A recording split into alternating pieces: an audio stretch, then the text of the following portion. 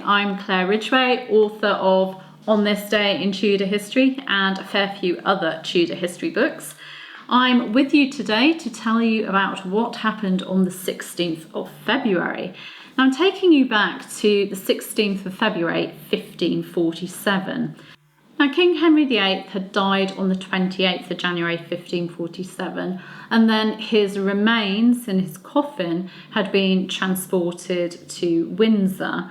And on the 16th of February 1547, this day in history, he was buried in St George's Chapel at Windsor Castle, according to the instructions given in his will. That is to say that his body was to be interred in the choir, and that his third wife, Jane Seymour, was to be buried with him. Now, Henry VIII had planned to be laid to rest in something that was lavish and extravagant, something which he described as an honourable tomb. Now, this tomb that he had planned, he'd actually nicked from Cardinal Thomas Wolsey. This sarcophagus had been designed for Wolsey and obviously never used for Wolsey because Wolsey died in Leicester. Wolsey died a man who was just about to be charged with treason. And this beautiful black marble sarcophagus kind of got taken by the king. However, at Henry VIII's death, this tomb, this sarcophagus, was not yet finished, so it couldn't be used for him. In 1646, Parliament ordered that the ornaments of the tomb should be sold. There's a bit of a moneymaker there. And eventually the sarcophagus, this beautiful black marble sarcophagus, ended up being used to house the remains of Lord Horatio Nelson after his death in 1805. And you can actually see this stunning tomb if you go to St Paul's Cathedral in London today. It lies underneath the dome in St Paul's Cathedral. So he never got the tomb he wanted. It ended up being used by Nelson. Now, King Henry VIII's remains and those of his wife, his third wife, Jane Seymour, are in a vault under the floor of the chapel at St George's.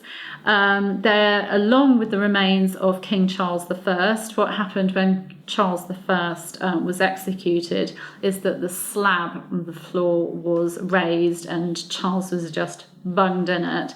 And also the vault contains an infant child of Queen Anne. Now, quite often online, you see the idea that Queen Anne Boleyn, the baby that she miscarried, ended up being buried there. But no, that's the wrong queen. This Queen Anne was the Stuart queen, and one of her infants was buried in that tomb. And a slab marks the resting place of Henry VIII and Jane Seymour, and you can walk right over it without noticing if you're not careful when you visit St George's. So here is an account of the king's burial on this day in history, the 16th of February 1547.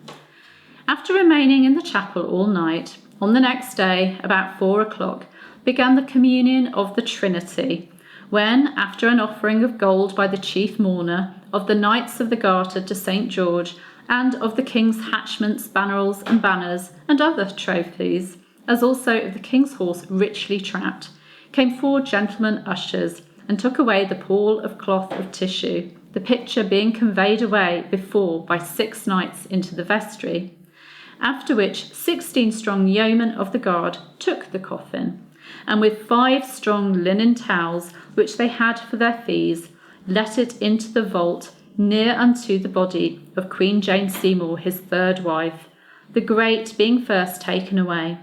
Then the Lord Chamberlain, the Lord Great Master, Mr. Treasurer, Mr. Comptroller, and the Sergeant Porter, breaking their white staves upon their heads in 3 parts, as did likewise all the gentlemen ushers, threw them into the grave, when Garter, assisted by the bishops of Canterbury and Durham, declared the state and the name of the most godly prince, their master, King Edward VI.